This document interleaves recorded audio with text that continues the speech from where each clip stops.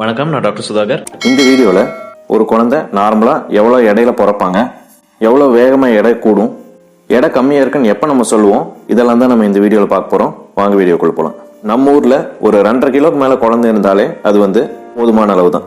அடுத்து பிறந்த ஒரு 3 நாள்லேருந்து 5 நாள் வரைக்கும் குழந்தைங்க எடை கம்மியாவாங்க. இதுக்கு காரணம் என்னன்னா, குழந்தை வயிற்றுல இருக்கும்போது சுத்தி நீர் தான் இருக்கும், உடம்பே கொஞ்சம் நீரோட மாதிரி தான் இருக்கும். டெலிவரி ஆனதுக்கு அப்புறம் இந்த எக்ஸஸ் நீரை குழந்தைங்க வெளியேற்றணும். இதை தோல் மூலியமாவும் யூரின் மூலியமாவும் குழந்தைங்க வெளியேற்றிடுவாங்க. இந்த நீரை வெளியேற்றுறதுங்கிறது ரொம்ப அவசியம். ஸோ 6 மாசம் முடிகிற டைம்ல நார்மலா ஒரு குழந்தை பிறந்த இடையில டபுள் ஆயிடுவாங்க. அதாவது ஒரு 2.5 கிலோ ஒரு குழந்தை பிறக்கிறாங்கன்னா குறைந்தபட்சம் 5 கிலோ 6 கிலோ வந்துருவாங்க.